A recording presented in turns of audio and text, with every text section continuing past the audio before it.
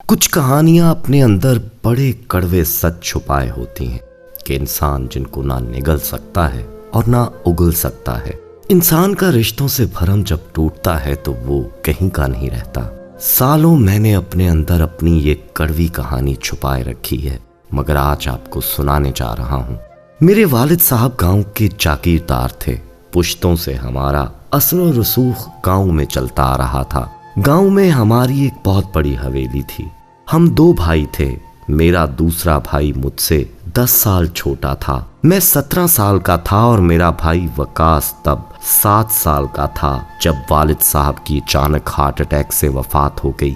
वालिद साहब की इस अचानक मौत ने मेरी माँ को शदीद सदमा पहुंचाया। घर में सिर्फ मैं बड़ा था और मेरी उम्र तो अभी खेल कूद की थी कि जमीनों की देखभाल और सारे घर की जिम्मेदारी मेरे कंधों पर आन पड़ी।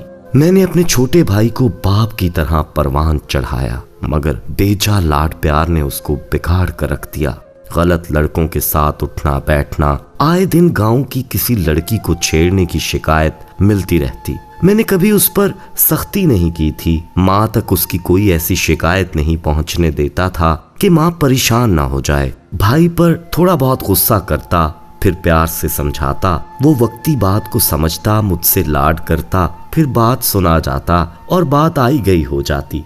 वो अब 25 साल का नौजवान था और मेरी उम्र 35 की हो चुकी थी। जमीनों और पुश्तों के असर रसूख की भारी जिम्मेदारी, भाई की परवरिश, माँ के ध्यान में पता ही ना चला कि वक्त कहाँ उड़ गया और मैंने शादी की तरफ कभी सोचा ही नहीं था। माँ बारहा मुझसे कह चुकी थी कि बेटा अब तुझे शादी कर लेनी चाहिए, इस घर में कोई तो खुशी आए, कम से कम मरने से पहले तेरी औलाद को इस हवेली में खेलते कूदते देखूं। एक दिन माँ की तबीयत खराब थी। मैं माँ का हाथ पकड़े उसके सरहाने बैठा था कि माँ ने रोते हुए कहा कि लगता है मैं तेरी या वकास की खुशी नहीं देख पाऊंगी। तब मैंने बोल दिया कि ऐसी बात ना कर माँ, तू ठीक हो जा फौरन और मेरे लिए रिश्ता देख, जहाँ कहेगी मैं शादी कर लूंगा। माँ तो मेरी ये बात सुनकर ही ठीक हो गई। अगले दिन ही उसने हर जगह रिश्ते की बात घुमा दी और ठीक 1 हफ्ते बाद ही मेरे लिए दूसरे गांव से एक लड़की का रिश्ता भी तय कर दिया। 1 महीने के बाद धूमधाम से शादी की गई और फरजाना मेरी बीवी बनकर इस हवेली में आ गई। जब मैंने फरजाना को पहली रात दुल्हन के रूप में अपने कमरे में देखा तो मुझे मेरी आंखों पर यकीन ही ना हुआ। माँ ने वाकई चुनकर मेरे लिए लड़की ढूंढी थी। मेरे आज तक के सारे सोए हुए जज्बात फरजाना को देखकर जाग गए। फरजाना भी बहुत प्यार करने वाली बीवी साबित हुई। मेरी जिंदगी में बहार आ गई और रातें सहर अंगेज चांदनी में नहाने लगी। खुशबुओं का अलग ही जहान मुझ पर खुल गया और फिर उस दिन मुझे लगा कि सारे जहान की खुशियां फरजाना ने मेरी झोली में डाल दी हैं जब उसने मुझे मेरे बाप बनने की खबर सुनाई। मैंने बेसाख्ता उसे बाहों में भर लिया। आंखें खुशी से भीग गईं। वालिद साहब के जाने के बाद पहली खुशी ऐसी थी जिसे सुनकर जज्बात उमड़ आए थे। माँ ने ये खबर सुनी तो वो भी खुश हो गई। मुझे और फरजाना को ढेरों दुआएं दी। जिंदगी लगती थी जैसे मुकम्मल हो गई हो। सब कुछ ठीक चल रहा था, मगर एक दिन गांव के कुछ लोग मेरे पास आए और उन्होंने बताया कि वकास यानी मेरे छोटे भाई ने शराब के नशे में सरेराह एक लड़की के साथ बदतमीजी की है। उसका दुपट्टा खींच कर उतारा और ऑल फॉल बकते लोगों को भी मारा पीटा। ये ऐसी बात थी कि जिसने पहली दफा मेरा मीटर घुमा दिया। छोटी मोटी शिकायतें अलग बात हैं, मगर किसी लड़की का दुपट्टा उतार कर उसकी इज्जत पर हाथ डालना नाकाबिले बर्दाश्त अमल था। गांव में जो हमारी पुश्तों की इज्जत थी, इसको वकास खाक में मिलाने पर तुला था। उस दिन मैंने पहली दफा वकास को खूब मारा और इतना मारा कि वो लाठी उसको मारते हुए टूट गई। उसने मुझसे बहुत माफी मांगी। माँ बीच में आ गई। मेरी बीवी ने भी मुझे मारने से रोका। मैंने माँ से कहा कि ये वादा करे कि आइंदा ऐसी कोई हरकत नहीं करेगा, वरना मैं भूल जाऊंगा कि मेरा कोई भाई था। वकास ने मुझसे वादा किया। मैंने उसे माफ कर दिया। उस दिन सारा दिन मेरा दिल बोझल रहा। रात को सहन ना हुआ, उसके कमरे में चला गया। क्या करता, औलाद की तरह अपने भाई को लाड से पाला था। आज पहली बार उसको ऐसे मारा था तो दिल अजीब सा हो गया था। वो अपने बेड पर पड़ा दर्द से कराह रहा था। उसके पास जाकर प्यार किया, फिर समझाया कि देख हमारे पुश्तों की इज्जत है। हमारे वालिद साहब हमेशा गांव वालों की इज्जतें रखते आए हैं। अगर हम ही उनकी इज्जतें उछालने लग गए तो वालिद साहब को क्या आखिरत में मुंह दिखाएंगे। उसने मेरी बात सुनकर मुझसे फिर माफी मांगी कि मुझसे गलती हो गई भाई, मगर आपने पहली बार मुझे मारा है, ये दुख है मुझे। शायद अब आपको मेरी जरूरत भी नहीं, आपकी खुद की औलाद जो होने वाली है। ये बात सुनकर मैं यकदम तड़प गया कि इसने ऐसा सोचा भी कैसे। मैंने उसे कहा, पागल तुम ये कैसी बात कर रहे हो, तुम तो मुझे मेरी औलाद से भी बढ़कर हो। तुझ पर हाथ उठाया तेरी गलती ही इतनी बड़ी थी, चल अब माफ कर दे अपने बड़े भाई को। ये कहते हुए मेरी आंखों से आंसू बह रहे थे। उस दिन के बाद वकास में काफी तब्दीली आई। वो दोस्तों में जाना कम हो गया, ज्यादा वक्त हवेली में बिताने लगा या फिर जमीनों पर जाने लगा, जो कि पहले कभी वो शाजो नादर ही जाता था। मैं तो यही चाहता था कि वो अब बड़ा है, मेरा हाथ बटाए। मैं खुश हो गया कि चलो मेरी मार का मस्बत असर हुआ है इस पर। मेरी बीवी को हामिला हुए 5 माह गुजरे थे और वो दिन भी किसी क़यामत से कम नहीं था।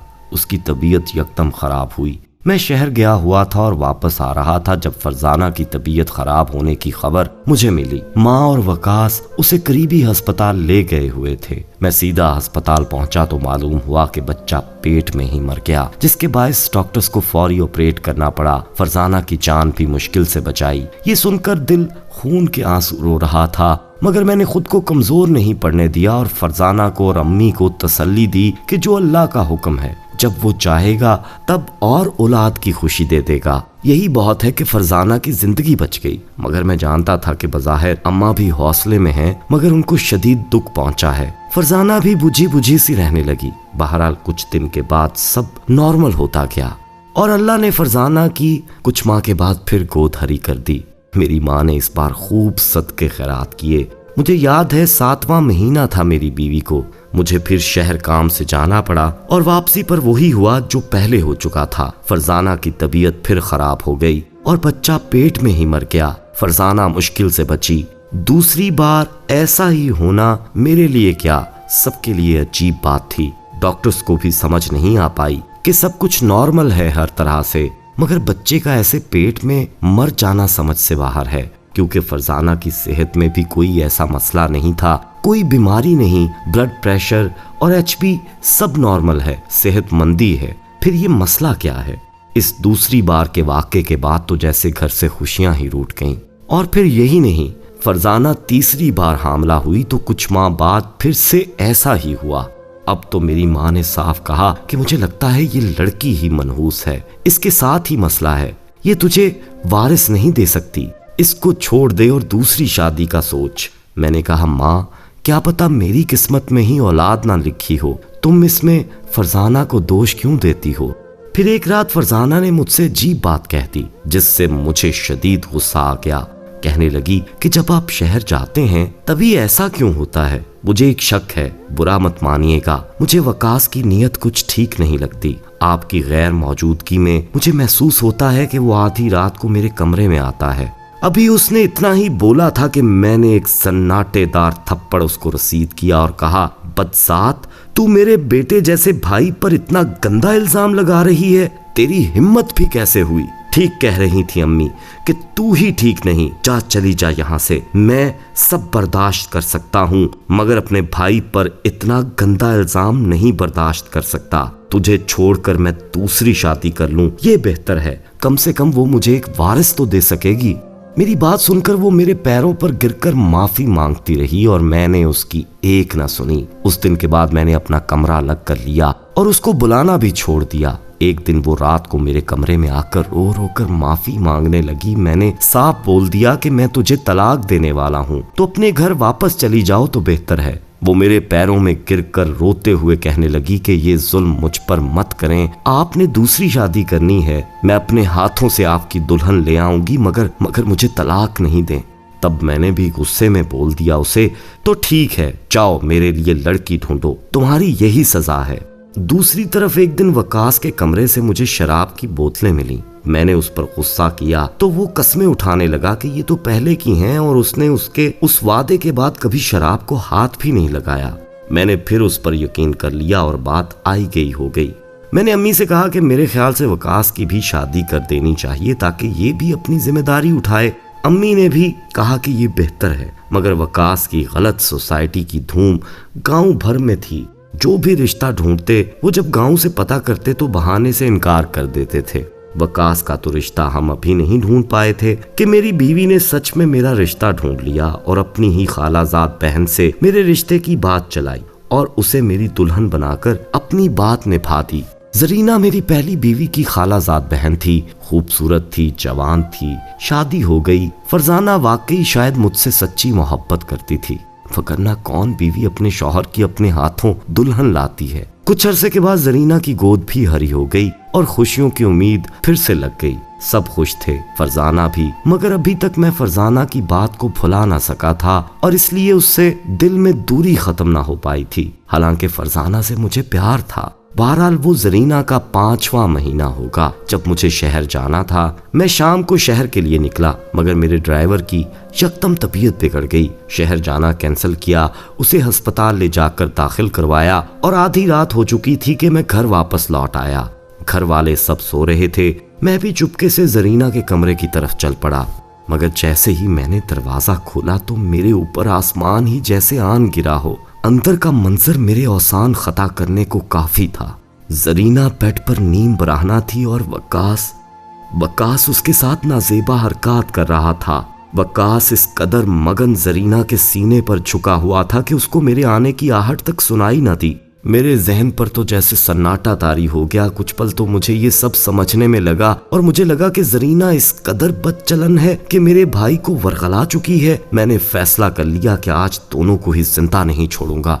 मैंने कमरे की लाइट जलाई और वकास को गर्दन से दबोच कर खींच कर बेड से फेंका। वो हड़बड़ा गया, मगर जरीना ने कोई जुम्बिश ना की। वो बेसुध बेड पर पड़ी थी। मैंने वकास को जोरदार थप्पड़ मारा। तब मुझे मालूम हुआ कि वो इस कदर नशे में धुत है कि उसे कुछ होश ही नहीं। शराब के भपके उससे उठ रहे थे। मुझे शदीद गुस्सा आ गया। मैं उसे मुक्के लातों से मारने लगा। शोर सुनकर फरजाना और अम्मी भी कमरे में आ गईं। वकास यकदम खड़ा हुआ और पहली दफा उसने मेरा हाथ रोका और कहा कि बस, बहुत हुआ ड्रामा। अब अगर तुमने मुझ पर हाथ उठाया तो मुझसे बुरा कोई नहीं होगा। खुद तुम 2 बीवियां ले आए हो, मेरा किसी को ख्याल ही नहीं। क्या करूं? बाहर कुछ करता हूं तब मारते हो, तो अंदर तेरी बीवियों से ही हवस मिटाऊंगा ना। ये सुनना था कि मैं आपे से बाहर हो गया।